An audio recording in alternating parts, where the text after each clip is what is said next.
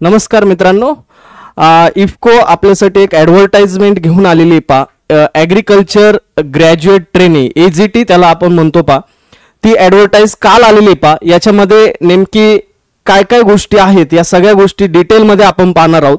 दुसरी एक महत्त्वाची गोष्ट, आत्ताच आपले AFO चे इंटरव्ह्यू पण संपलेले आहेत, तर याच्या पुढे ॲग्रिकल्चरला कुठले कुठले चान्स राहतील, तर आपल्याला असे जे छोटे मोठे चान्सेस जे राहतील ते चान्सेस आपल्यासाठी खूप महत्त्वाचे असतील. कारण याच्यामध्ये जर आपण पाहिलं, इफ्को बरेचसे याच्यामध्ये काहींच्या शंका आहेत की एक्झाम अशी होते तशी होते, परंतु आपल्याला जे जॉब असेल ते जॉब अतिशय महत्त्वाचं आहे. दुसरी महत्त्वाची गोष्ट, याच्यामध्ये भरती झालेले पण मुलं आहेत आपल्याकडे, म्हणून इफ्को जे असेल ते आपल्यासाठी खूप महत्त्वाची, पगार वगैरे सगळ्या गोष्टी चांगल्या आहेत. आपण सगळे डिटेलमध्ये ही इफ्कोची जी ॲडव्हर्टाइजमेंट आहे ते आपण पाहणार आहोत. याच्यामध्ये ही पोस्ट जी असणार आहे तुमची, ही पोस्ट कोणती असणार आहे, तर ही पोस्ट असणार आहे ॲग्रिकल्चर ग्रॅज्युएट ट्रेनी म्हणजेच AGT या नावाची ही पोस्ट असणार आहे. दुसरी महत्त्वाची गोष्ट, क्वालिफिकेशन म्हणजेच याच्यासाठी कोण कोण अप्लाय करू शकतं, तर याच्यासाठी फक्त BSc ॲग्रिकल्चर, हे लक्षात ठेवा, फक्त BSc ॲग्रिकल्चर हेच फक्त तिथं ॲप्लिकेशन देऊ शकतात. हॉर्टिकल्चर बाकीच्या ज्या अलाइड ब्रांचेस असतील त्या अलाइड ब्रांचेस इथं ॲप्लिकेशन देऊ शकत नाही.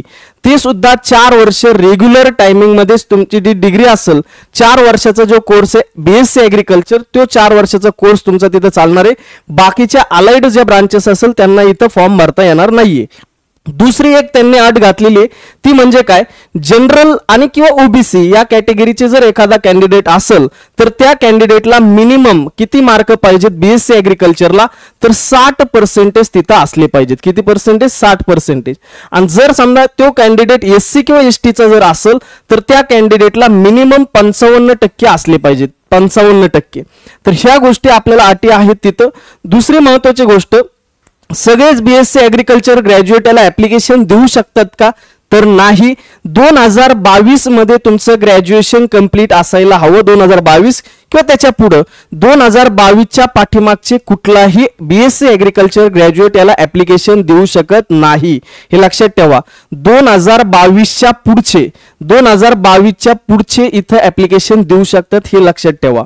दुसरी महत्त्वाची गोष्ट ती म्हणजेच एजची लिमिट काय असेल, तर एजची जी लिमिट असेल ती अप्पर एज लिमिट त्यांनी दिलेली 30 वर्ष म्हणजे मॅक्सिमम जे वय आहे ते 30 वर्ष 1 मार्च 2025 पर्यंत.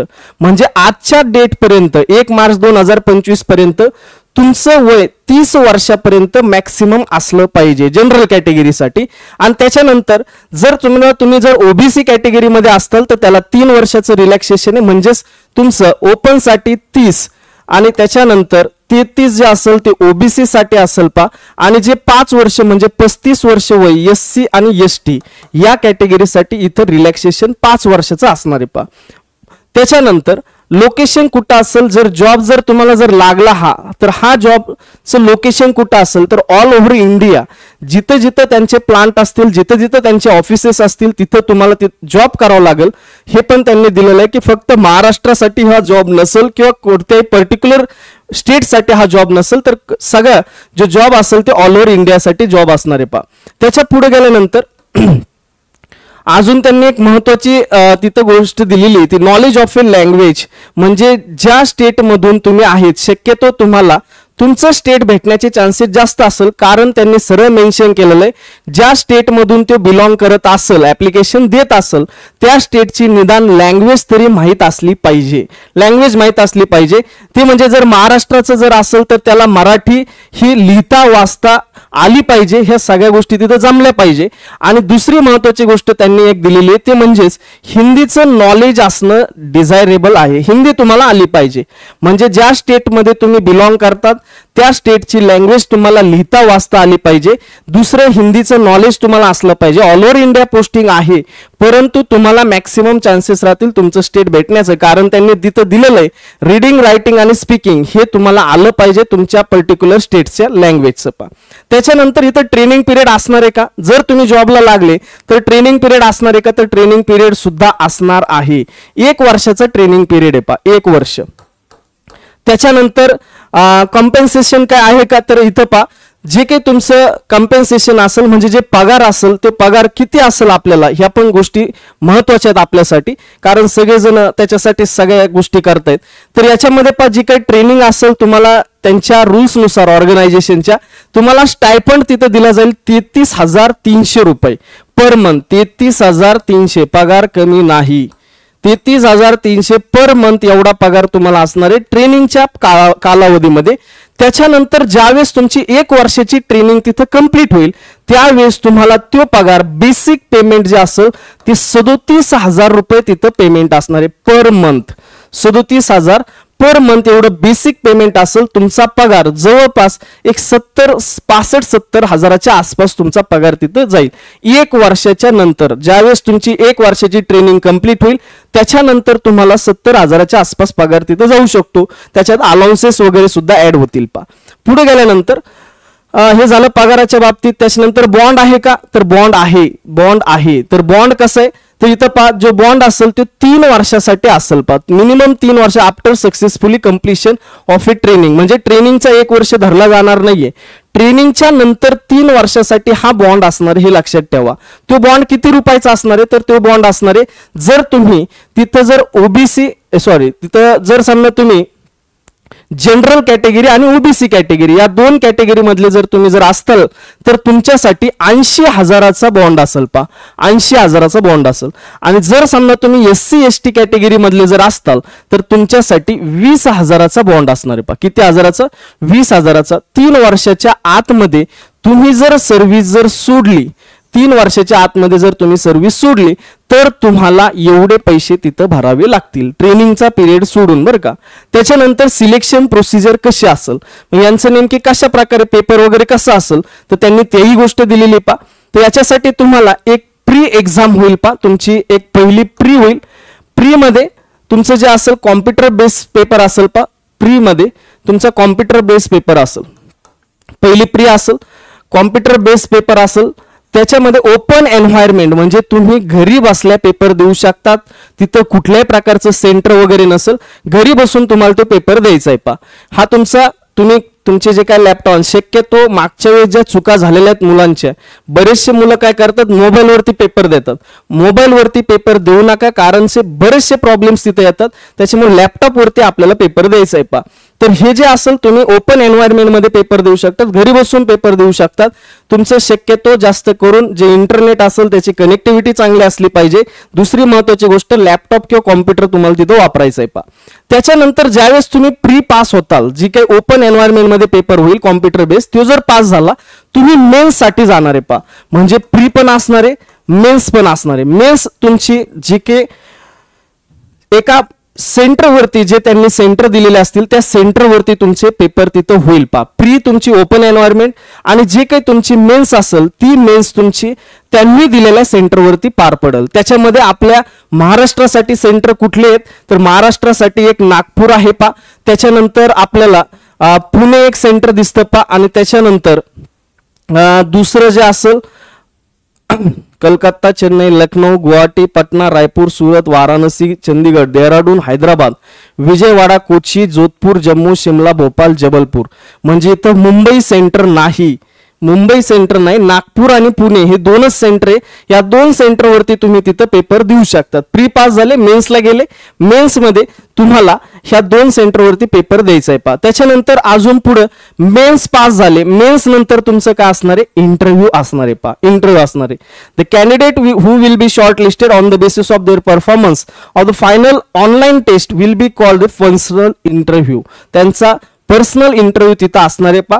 इंटरव्ह्यू झाल्यानंतर तुमची तिथं फायनल पोस्टिंग असणार आहे. पुढे गेल्यानंतर इंटरव्ह्यू झाला त्याच्यानंतर मेडिकल असणार आहे, तर मेडिकल सुद्धा असणार आहे. ज्यावेळेस तुमचा डीव्ही असेल, पर्सनल इंटरव्ह्यू झाल्यानंतर जे काही डीव्ही असेल त्या टायमिंगला तुमचा काय होईल, तिथं मेडिकल एक्झाम सुद्धा होईल. मेडिकल म्हणजे तुमचं आपलं साधा असते, मेडिकल चेक केलं जाईल, तुमचा बीपी वगैरे या सगळ्या गोष्टी चेक केल्या जातील. त्याच्यानंतर तुम्हाला हे लक्षात ठेवा की तुम्हाला जी पोस्टिंग भेटल ती ऑल ओव्हर इंडिया भेटू शकते, त्यांनी पहिलंच मेन्शन केलं. परंतु त्याच्याबरोबर हेही लक्षात ठेवा तुम्हाला मेट्रो सिटी भेटणार नाहीत, तुम्हाला रुरल भागामध्ये काम करावं लागेल. त्यांनी हे सरळ सरळ मेन्शन केलेलं आहे. तुमची जर इच्छा असेल रुरल भागात काम करायची तरच अप्लाय करा असं त्यांनी सरळ दिलेलं आहे. तर रुरल भागामध्ये तुम्हाला तिथं काम करावं लागेल. मग याच्यासाठी अप्लाय करण्यासाठी काय असेल प्रोसिजर, तर त्यांनी त्यांची वेबसाईट दिलेली पा. तर ही नेमकी कधीपासून सुरू होणार आहे, तर आजचा तारीख म्हणजे 1 मार्च 1/3/2025 ला ही सुरुवात झालेली फॉर्म भरण्यासाठी. तर हे चालणार आहे तुमचे 15 मार्च पर्यंत. 15 मार्च 2025 पर्यंत ही लास्ट डेट असणार आहे. 15 मार्च लक्षात ठेवा, लास्ट डेट किती आहे 15 मार्च. आणि त्याच्यानंतर कुठून हा फॉर्म भरायचा, तर त्यांनी वेबसाईट पण दिलेली आहे agt.ifco.in या वेबसाईट वरती जाऊन या वेबसाईट वरती जाऊन तुम्ही तुमचा फॉर्म इथं फिलअप करू शकता. त्याच्यानंतर सिलेबस काय असेल, जे की तुमचं नॅशनल सीड कॉर्पोरेशनचा जो पेपर झालता पा, की शक्यतो मागच्या वेळेस पण तसंच होता इफकोचा पेपर. 100 मार्कचं तुमचं एक जनरल ऍग्रिकल्चर असेल पा. बेसिक गोष्टी असतात पा. बेसिक गोष्टी म्हणजे अशा पण नाही की एकदम सिंपल गोष्टी असतात. एक तुम्ही अरुण कात्यायन सरांचं असेल, त्याच्यानंतर तुमचं जे काय इसेन्शियल ऑफ ऍग्रिकल्चर असतील, आपल्या जे काही नोट्स असतील संकल्प एज्युकेशन, त्या नोट्स जरी तुम्ही केल्या तरी सफिशियंट आहे. तेवढ्या नोट्सवरती तुम्ही ऍग्रिकल्चरचा पार्ट इझिली हँडल करू शकतात. दुसरी महत्वाची गोष्ट अशी की जो क्वांट रिझनिंग इंग्लिशचा पार्ट असेल तो 51 मार्काला असतो पा. असं 150 मार्कापर्यंत पेपर असतो. तर 100 मार्कापर्यंत तुमचं ऍग्रिकल्चर राहील, 50 मार्कापर्यंत तुमचं क्वांट रिझनिंग इंग्लिश असे जे सब्जेक्ट राहतील ते तुमचे तिथं सब्जेक्ट राहतील. त्याच्यात पण काय असं विशेष अवघड नसते पा. एक तुम्हाला जमू शकतं अशा प्रकारचं क्वांट रिझनिंग इंग्लिश तिथं असतंय पा. त्याच्यामुळं हा फॉर्म जो असेल हा बऱ्यापैकी मुलांनी भरला पाहिजे. याचं कारण असं, बऱ्याच जणांची AFO ची प्री निघलेली नाहीये. त्याच्यानंतरची ऑपॉर्च्युनिटी काय असेल, तर ही एक ऑपॉर्च्युनिटी पा. तर ही ऑपॉर्च्युनिटी चांगली असणार आहे पा, कारण इफको मध्ये सिलेक्शन जर झालं तर बऱ्यापैकी तुमचा पगार पण चांगला आहे. दुसरी महत्वाची गोष्ट, जे काही तुमचं पोस्ट वगैरे जे असतील ते बऱ्यापैकी AFO सारखे ऑल ओव्हर इंडिया पोस्टिंग असेल. दुसरी महत्वाची रुरल भागामध्ये काम करायला भेटेल आणि पगार सुद्धा तिथं चांगल्या पद्धतीचा पगार आहे. आपल्याला या परिस्थितीत ऍग्रिकल्चरसाठी बरेचसे रिस्ट्रिक्शन लागतात, कारण आपण जनरल बँकिंग करायचं म्हणल्यानंतर हे प्रॉब्लेम होतो. तर आपल्यासाठी ही चांगली ऍडव्हर्टाईज असणार आहे पा. याच्यामुळं जे काही मुलं याच्यासाठी इलिजिबल असतात त्यांनी इथं फॉर्म भरायचा आहे. सर माझं BSc ऍग्रिकल्चर सुरू आहे, लास्ट सेमिस्टरला आहे, मग मी फॉर्म भरू शकतो का, तर नाही. इथं तुमची डिग्री या डेट पर्यंत म्हणजे त्यांनी जी डेट दिलेली आहे 1 तारखेपर्यंत कंप्लीट असली पाहिजे. इथपर्यंत तुमची BSc ऍग्रिकल्चर झाली पाहिजे. लास्ट सेमिस्टर जरी असेल तुमचं तरी तुम्ही फॉर्म भरू शकत नाही, कारण 15 तारखेपर्यंत तुमचे कुठल्याही प्रकारचा रिझल्ट लागत नाही. त्याच्यामुळे इथं जर रिझल्ट लागला तर तुम्ही फॉर्म भरा. फायनल इयरला असलेल्या मुलांना हे फॉर्म भरता येणार नाही. दुसरी महत्वाची गोष्ट, फक्त BSc ऍग्रिकल्चर वाल्या मुलांनाच फॉर्म भरता येईल. हॉर्टिकल्चर वगैरे अलाइड ब्रांचेसला फॉर्म भरता येणार नाही.